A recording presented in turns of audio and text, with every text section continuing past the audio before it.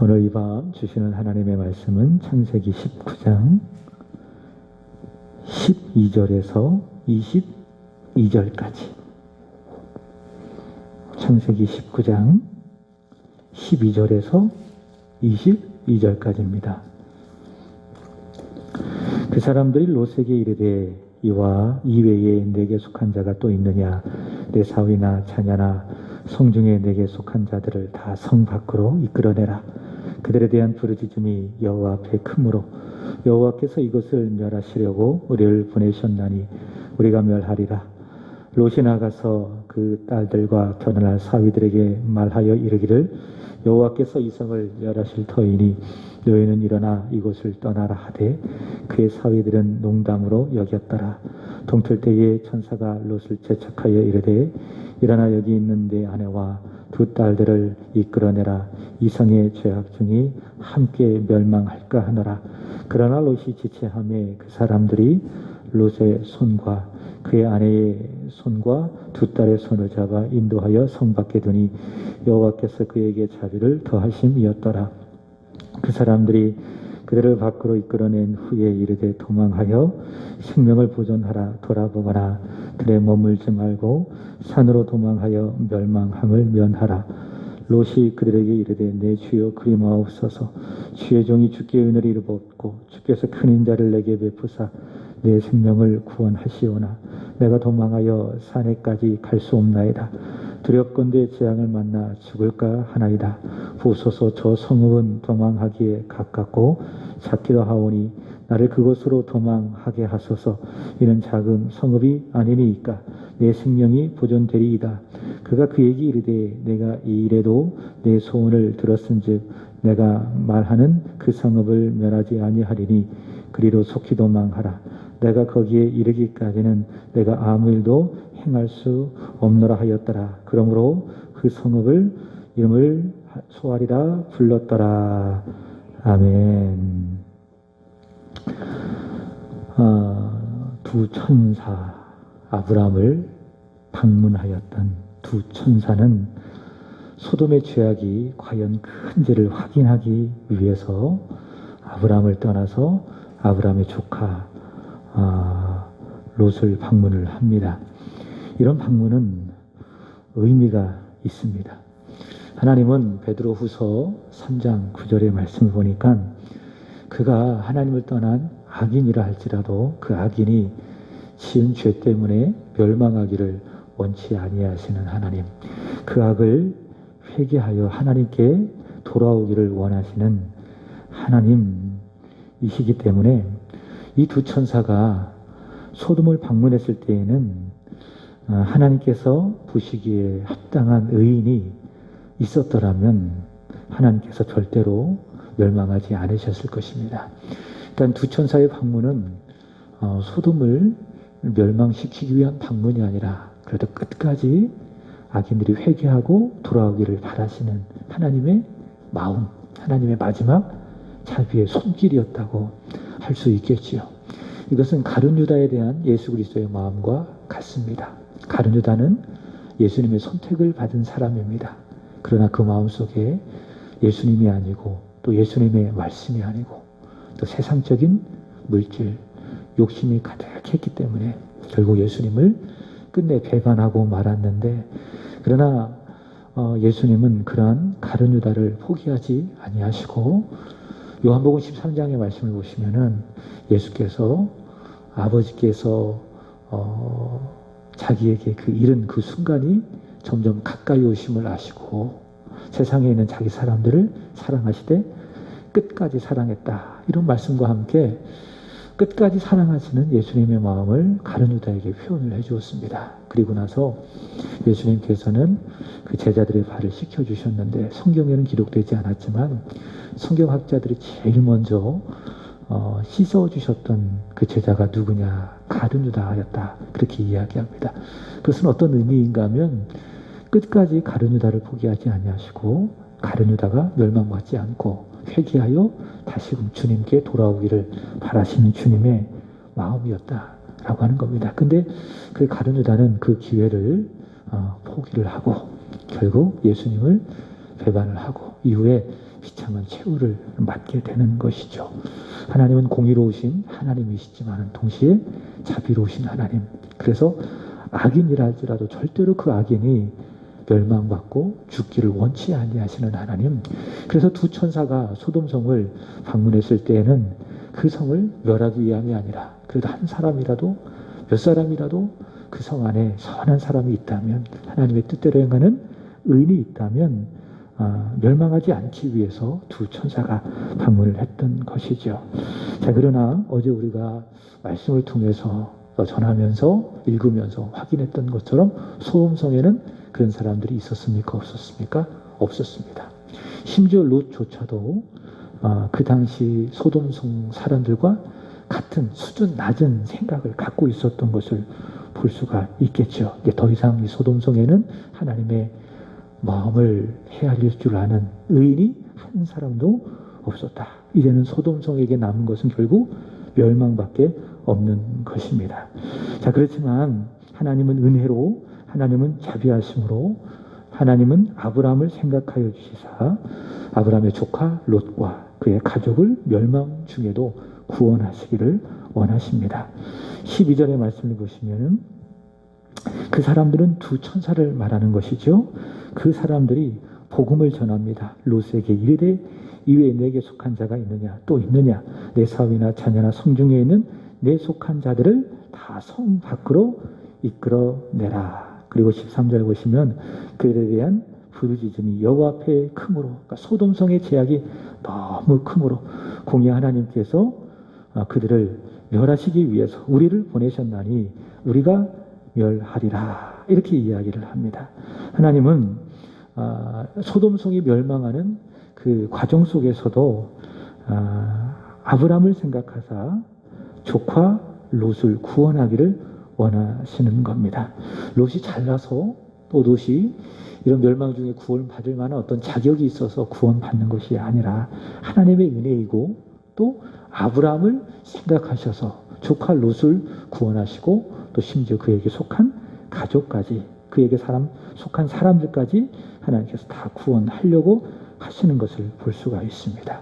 순전히 언약의 사람 아브라함 때문에, 그리고 롯을 향한 하나님의 자비로우심 때문에 롯만이 아니라 그의 가족까지 구원하시는 하나님의 구원의 일들을 볼 수 있습니다. 우리도 마찬가지입니다. 정말 우리는 늘 확인해야 돼요. 내가 구원받았는가? 내가 진짜 그리스도인인가?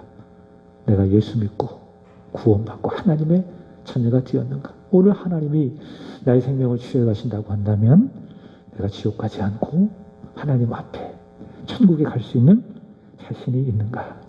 이런 어떤 믿음, 확신이 우리 가운데 있어야 되는데, 이런 확신이 있다면 나는 구원받은 하나님의 백성인 줄로 믿습니다. 근데 내가 구원받은 이유는 어디 있을까요? 내가 어떻게 해서 예수 믿고 구원받아 하나님의 자녀로 살아가고 내세에 대한 소망을 갖고 살아갈 수 있을까요? 그것은 성경에 보면 나에게는 이유와 근거가 하나도 없습니다. 오직 근거가 있다면 하나님의 은혜, 그리고 예수 그리스도께서 우리를 위하여 흘리신 십자가의 피, 부활의 능력, 그것만이 저와 여러분이 구원받은 증거이다 라고 하는 것입니다. 그래서 우리가 받은 구원을 뭐라고 이야기하느냐? 은혜라고 이야기하는 거예요. 우리가 앞서 불렀던 찬양처럼 하나님의 은혜로 왜 나를 구속하여 주는지 나는 알 수 있어요? 없어요? 없어요. 그러니까 내 안에 구원받을 만한 근거나 조건이나 이유를 우리는 알 수 없기 때문에 내가 왜 구원받았는지 우리는 전혀 모른다. 그러나 내가 예수 믿고 구원받은 것은 이유가 딱 하나 있다면 하나님의 은혜다. 예수께서 나를 위해서 십자가에서 죽으셨습니다. 그래서 내가 받은 구원을 위하여 성경은 이야기하기를 하나님의 은혜라. 에베소서 2장의 말씀을 보시면 이 구원은 너희에게서 난 것이 아니요 하나님의 은혜의 선물이라. 100% 하나님의 은혜죠. 100% 예수 그리스도의 공로 때문에 저와 여러분이 죄 용서받고 구원받고 영생을 얻고 하나님의 자녀가 된 것입니다. 롯이 구원받은 것이 바로 그런 것이다 라고 하는 것입니다. 롯의 자격 때문에, 롯이 가지고 있는 구원의 조건 때문에 그가 소돔이 멸망하는 가운데 구원받은 것이 아니라 순전히 언약의 사람 아브라함의 기도, 또 하나님의 은혜 때문에 롯이 구원을 받았다. 14절의 말씀을 보시면은 롯이 전달을 받은 사실이 있습니다. 14절, 롯이 나가서 그 딸들과 결혼할 사위들에게 말하여 이르기를 여호와께서 이 성을 멸하실 터이니 너는 일어나 이곳을 떠나라 하되. 자, 이게 뭐냐? 복음입니다. 복음. 소돔성에 임한 복음. 그게 뭐예요? 롯이 그 딸들과 사위들에게 외친 말. 너희는 이곳을 떠나라. 이것이 무엇입니까? 이것이 바로 복음이다 라고 하는 겁니다. 이 악한 세대 속에서 우리가 예수를 믿지 않으면 죽고 멸망한다. 주 예수를 믿으라. 그리하면 너와 내 집이 구원을 받으리라. 그게 뭡니까? 그것이 바로 구원입니다. 롯을 통해서 그 딸들과 사위들에게 복음이 전해지자 여호와께서 이것을 멸하신다. 이것을 떠나라. 이렇게 롯은 그 딸들과 사위들에게 복음을 전하고 있습니다. 자, 그렇지만 그 사위들은 어떻게 이 복음에 대하여 반응을 했는가? 14절 하반절의 말씀을 보시면 어떻게 했습니까? 그 사위들은 그 롯의 말을 무엇으로? 농담으로 여겼다라고 하는 겁니다. 그러니까 믿지 않았다 그 말이죠. 여러분, 누가 구원을 받습니까? 여기를 떠나라 라고 하는 그 복음을 듣고 복음으로 순종하고, 그죠? 바로 그 사실을 믿는 사람이 거기서 구원을 받게 되는 겁니다. 그죠? 그러나 믿지 않는 사람, 그것을 농담으로 여기는 사람은 어떻게 되죠? 소돔이 멸망할 때 함께 멸망당할 수밖에 없습니다. 여러분, 우리에게 전해지는 복음, 어떻게 보면 믿지 않는 사람들의 입장에서 보면 이 복음은 굉장히 이해가 안 되는 내용이에요. 좀 더 나쁘게 이야기한다면 우스운 내용이에요. 어떻게 2000년 전에 죽은 예수가 나의 죄를 위하여 죽었단 말인가? 그리고 내가 왜 죄인이야? 전혀 우리가 이해할 수 없어요. 받아들일 수 없어요. 그게 복음이에요. 그죠? 근데 그 복음이 전해질 때에 딱 두 가지 반응이죠. 믿는 사람, 여기 사위들처럼 농담으로 아닌 말로 여기는 사람들이 있고, 그러나 그것을 정말 공감을 하고 사실로 여기는 사람, 믿는 사람, 확연히 틀려지지요. 농담으로 여기는 사람, 그 사실이 아니라 사실이 아닌 농담으로 여기는 사람은 어떻게 됩니까? 결국 멸망받게 되는 거예요. 그러나 사실로 알고 그것을 팩트로 알고, 아, 그렇구나, 내가 죄인이로구나, 내가 예수 믿지 않으면 영원한 지옥불에 떨어질 수밖에 없구나 라는 자신의 존재를 알고 그 복음을 마음으로 믿는 사람은 구원받고 하나님 나라에 들어가게 되는 것입니다. 15절의 말씀을 보시면, 근데 롯도 이 사위들도 크게 다르지 않는 모습이 있습니다. 그러니까 롯도 사위들과 크게 다르지 않는 그런 모습이 있습니다. 그러니까 이것을 떠나라라고 하는 그 천사의 말을 농담으로 여기지는 않았습니다. 그러나 롯도 이 사위들의 어떤 그런 영적인 수준과 크게 차이가 없다라고 하는 사실을 볼 수가 있어요. 그게 뭐냐면 16절, 15절 보시면 동틀 때의 천사가 롯을 어떻게 했죠? 재촉을 했습니다. 그리고 일어나 여기 있는 내 아내와 두 딸을 이끌어내라. 이 성의 죄악 중에 함께 멸망할까 하노라. 어떻게 했어요? 자꾸 재촉했다. 여기 빨리 떠나라. 근데 롯이 어떻게 했다고요? 지체한 겁니다. 16절. 그러나 롯이 지체하매 그 사람들이 롯의 손과 그 아내의 손과 두 딸의 손을 잡아 인도하여 성 밖에 두니 여호와께서 그에게 자비를 더하심이었더라. 롯은 계속 지체를 하는 거예요. 왜 그랬을까? 여러분, 아브라함과 노아의 태도와는 전혀 다르죠. 아브라함은 갈대아 우르에 있었을 때 그에게 하나님의 말씀이 임하자 어떻게 했습니까? 지체하지 않았습니다. 하나님의 말씀을 듣고 즉시 그것을 떠났습니다. 이게 믿음이에요. 오늘 혹시 영상을 보셨습니까? 영적 전쟁에 5가지 단계가 있다. 하나님을 알고, 그 다음에 믿고, 순종하고, 찬미하고, 하나님께 영광을 올려드리고, 이것이 바로 이스라엘 백성들이 홍해를 건널 때에 싸웠던 영적 전쟁의 모습인데, 우리에게 과연 그런 모습이 있느냐? 내게 하나님의 말씀을 들었을 때 자꾸 계산하고 따지고, 그러기보다는 말씀하면 그대로 순종하는 거예요. 그게 믿음이에요. 자꾸 제 생각을 덧붙이고 내 생각을 더하고 자꾸 순종하기를 지체하는 그런 모습들이 혹 우리 가운데 있지는 않는가? 롯은 자꾸 지체하는 거예요. 지체하고 하나님께서 말씀하시면 거기에 따라 순종하고 나아가야 되는데 자꾸 지체합니다. 그럼 왜 지체했을까? 롯은요, 그 이유가 있습니다. 소돔성에 있는 그 물질에 대한 욕심을 아직 버리지 못한 거예요. 창세기 13장의 말씀을 보시면 롯은 아브람과 이의 관계 속에서 아브람이 어제 말씀드렸던 것처럼 우리 서로 헤어지자, 같이 살면 너하고 좋은 사이조차도 문제가 생길까 염려가 된다. 그래서 네가 좌하면 나는 우하고 네가 우하면 나는 좌하리라. 이런 입장 속에서 롯에게 양보를 했습니다. 그래도 롯이 어디를 선택했죠?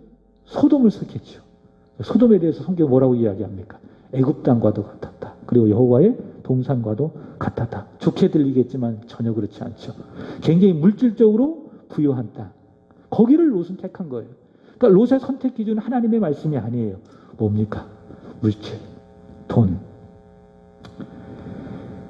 하나님의 말씀이 아니라 롯은 물질, 돈에 의해서 결국 소돔을 택했습니다. 그래서 창세기 12장에 그런 롯을 아브람을 따라온 그 롯을 본다면 그가 왜 아브람을 따라왔을까? 그죠? 조카 롯이 아브람과 동행했지 않겠습니까? 그 갈대아 우르에서 가나안까지 왜 동행했을까? 아브람은 하나님의 말씀을 따라 순종하며 따라갔지 않습니까? 근데 롯은 왜 아브람을 따라갔을까? 창세기 13장에 나타나는 롯의 모습을 본다면 그의 선택의 기준은 뭐였어요? 돈입니다. 물질입니다. 물질 따라간 거예요. 돈 따라간 거예요. 우리 삼촌 아브람을 따라가면 이 고향에서보다 저기 가나안 땅에서 약속하신 그 땅에서 나는 성공할 수 있을 거야 라고 하는 그 생각을 가지고 아마도 그는 아브람을 따라갔을 것이다. 여기 16절도 마찬가지죠. 롯에게 떠나라고 하는 하나님의 명령이 있었습니다. 거기에 대해서도 이 롯이 자꾸 지체하는 것 결국 뭐 때문에 그렇습니까? 소돔에서 얻게 된 돈 때문에, 명성 때문에. 소돔에서 얻은 그 재물과 명성을 한순간에 포기하고 떠나가는 것이 그에게 쉽지 않은 겁니다. 여러분, 이런 것을 보면 우리가 이 세상을 살아가면서 재물이든지 재물이 필요합니다. 그러나 재물을요, 말씀보다 신앙보다 크게 여길 때에 그 재물은 굉장히 신앙의 걸림돌이 된다.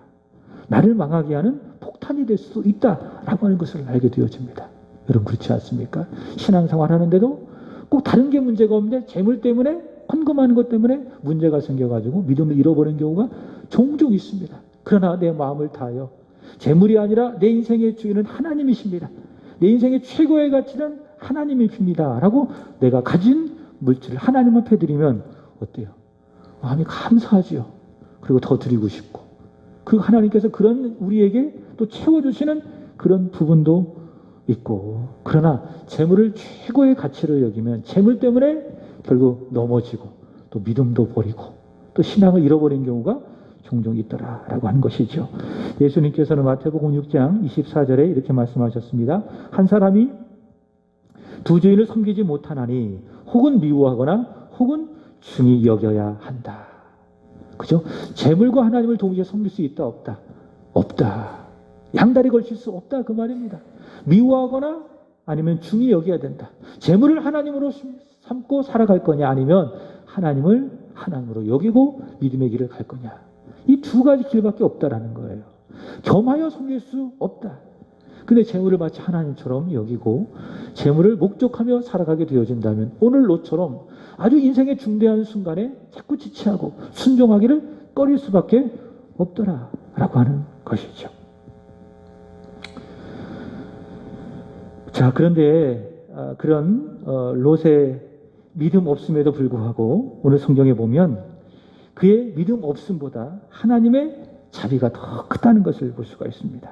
16절 다시 보시면은 롯이 자꾸 지체했어요. 그랬더니 어떻게 했어요? 그 사람들이 롯의 손을 잡는 거죠. 그 아내와 그 두 딸들의 손을 잡습니다. 근데 누구의 손을 안 잡았어요? 사위들의 손을 안 잡았어요. 왜? 믿지 않으니까, 농담으로 여기니까. 그 하나님의 구원의 손길은 누구에게 임해요? 믿는 사람에게 임한 거예요. 조그만 믿음이랄지라도 믿음이 있는 사람에게 하나님의 은혜가 임하는 거예요. 그러나 농담으로 여기고 가치 없이 여기는 사람에게 하나님의 은혜가 임해요, 안 해요? 안 하는 겁니다. 왜? 줘도 고마운 줄 모르거든요. 그러나 믿음이 있는 사람, 작은 믿음이랄지라도 하나님께서 내게 주시는 것들을 소중하게 여기는 바로 그 사람에게 하나님의 은혜의 손길이 내밀어지는 겁니다. 그래서 롯은 믿음을 조금 있는 사람 아니겠습니까? 그에 속한 가족들까지. 그러니까 하나님께서 그 사람들에게 손을 내밀으시는 거예요. 롯에게 내미시고 그 아내의 손을 잡으시고 두 딸들의 손을 잡으시고 그리고 어떻게 하십니까? 성 밖에 두니 여호와께서 그에게 자비를 더하심이었더라. 자, 근데 이후에 나타날 롯의 모습을 보면 구원에 대한 확신이 없어요.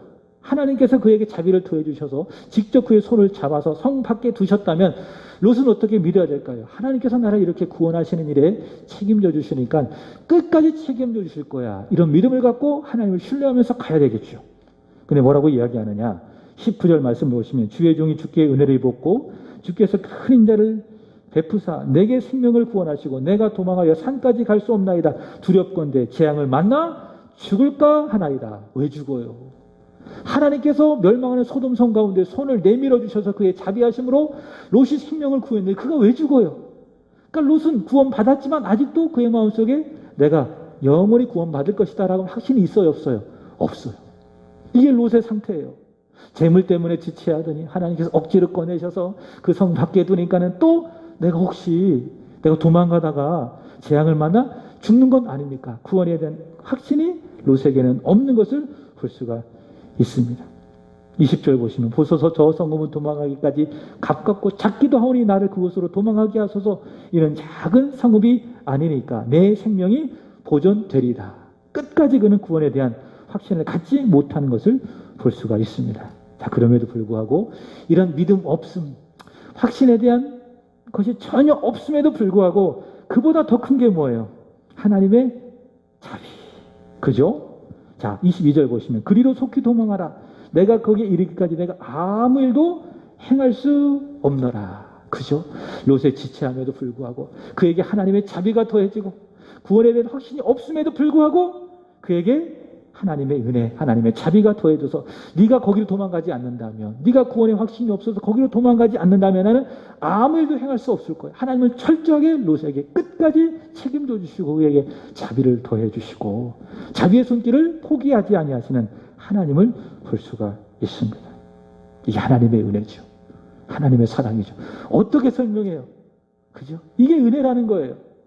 나는 지체하고 나는 확신이 없어도 그러나 내 믿음 없음보다 내가 돈을 사랑하는 것 같은 그런 마음보다 무엇이 더 커요? 나를 향하신 하나님의 자비, 나를 붙드시는 하나님의 손길의 은혜가 더 크다라고 하는 그 사실을 오늘 말씀은 우리에게 보여주고 있습니다. 롯을 구원하는 그의 과정 속에서 여러분, 롯이 이렇게 하나님의 자비를 끝까지 받을 수 있었던 것은 자격이 있어서 그런 것이 아니죠. 순전히 누구 때문에? 그의 삼촌 아브라함 때문에, 언약의 사람 아브라함 때문에, 아브라함의 중보의 기도, 아브라함과 함께 하셨던 여호와 하나님의 크신 은혜와 사랑이 있었기 때문에 이런 롯의 믿음 없음에도 불구하고 하나님의 은혜는 끝까지 롯에게 부어지는 것을 볼 수가 있습니다. 여러분, 우리도 마찬가지예요. 우리도 내가 정말 믿음 있는 사람인가? 그러니까 여러 가지 내 마음의 상태, 또 내가 살아가고 있는 환경 속에서 내가 툭툭 내뱉는 나의 말들, 나의 행동들 보면 내가 정말 믿음 있는 사람인가? 우리 스스로가 의심할 때가 많이 있습니다. 그럼에도 불구하고 우리를 향하신 하나님의 은혜는 지속된다. 끝이 없다라고 하는 것을 우리가 기억해야 되는 거예요. 하나님의 은혜의 자비의 손길은 영원히 우리에게 부어진다라는 것을 우리는 잊지 말아야 합니다. 왜냐? 예수님 나를 위해서 이 세상에 오셨고 나를 위해서 십자가에서 죽으셨기 때문에, 그 하나님의 은혜가 있기 때문에, 그 하나님의 자비로움이 있기 때문에 우리의 부족함에도, 우리의 믿음 없음에도 불구하고 우리를 향하신 하나님의 크신 은혜와 사랑과 자비는 더해진다. 안 가려고 하면 끌고라도 가시는 거예요. 나를 위해서 하나님께서 끊임없이 하나님의 은혜와 자비를 베풀어 주시는 거예요. 이 하나님의 은혜를 은혜로 아는 사람은 그렇게 살아서는 안 되죠. 그죠? 은혜를 은혜로 아는 사람은 진심으로 감사하고 이전의 생활을 고치고 죄를 지었다면 회개하고 돌이킬 건 돌이키고 예배 자리로 나오고 기도하고 하나님을 잘 섬기고 그렇게 해야 되지 않겠습니까? 그것이 바로 은혜를 은혜로 아는 자의 삶이 아니겠습니까? 다시 한번 성경을 보세요. 여호와께서 그에게 자비하심을 더하였더라. 16절 그리고 22절 내가 아무 일도 행할 수 없노라. 이게 뭐예요? 롯을 향한 하나님의 말할 수 없는 자비. 이 자비의 하나님, 오늘 하루도 그리스도 예수 안에 있는 저와 여러분의 삶을 붙들어 주십니다. 우리가 하는 모든 일생 동안 이런 하나님의 자비가 무궁하고 풍성하여 질 줄로 믿습니다. 이 자비를 받은 자로서 늘 감사하시고 은혜 받은 자로서 더 합당하게 살아가는 저와 여러분이 되기를 예수 그리스도의 이름으로 축복합니다. 기도하겠습니다. 하나님 아버지, 크신 은혜, 크신 자비 감사합니다. 받을 만한 자격과 공로가 없지만 오직 주 예수 그리스도의 은혜, 예수 그리스도의 십자가의 공로를 힘입어 우리에게 변함없는 은혜를 더하여 주시는 아버지 하나님 진심으로 감사합니다. 은혜를 은혜로 알고 더 감사하며 은혜 받은 자로서 합당하게 살아갈 수 있는 우리의 믿음이 되게 하여 주시기를 간절히 원합니다. 하나님, 하나님의 은혜를 알고 하나님의 은혜를 믿고 하나님의 은혜를 체험하고 하나님의 은혜를 찬송하고 하나님께 영광을 올려드리는 이런 믿음의 삶을 살아가는 우리 세안의 모든 성도들 되게 하여 주옵소서. 하나님, 오늘은 이 구역을 위하여 간절히 기도드립니다. 박종수, 강미선 권사님, 예찬, 예성, 우시숙 권사님, 지수, 최석진, 정순영 집사님, 최효진, 최병우, 이근섭, 강성미 집사님, 이기홍, 이기훈, 이기영, 그리고 판, 그리고 김명호 어머님, 최일홍, 윤관준 성도님, 하나님 은혜 위에 은혜를 더하여 주옵소서. 진정 믿음으로 살아가게 하여 주옵소서. 오직 의인은 믿음으로 말미암아 살리라 말씀해 주셨사오니 세상을 이기는 강력한 믿음을 가지고 하나님 세상 가운데 승리하며 살아가는 믿음의 이 구역이 되게 하여 주옵소서. 모든 예배를 잘 드리게 하시고 예배에 성공하여 신앙에 성공하고 신앙에 성공하여 인생에 성공하는 진정한 예배의 성공자 우리 이 구역이 되게 하여 주옵소서.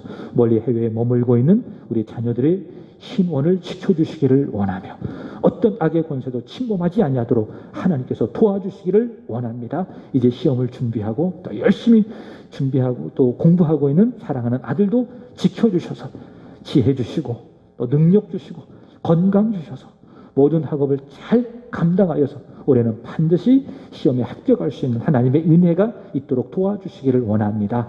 내일 하나님 시험을 보는 우리 사랑하는 딸이 있습니다. 그동안 열심히 기도했습니다. 열심히 준비하였습니다.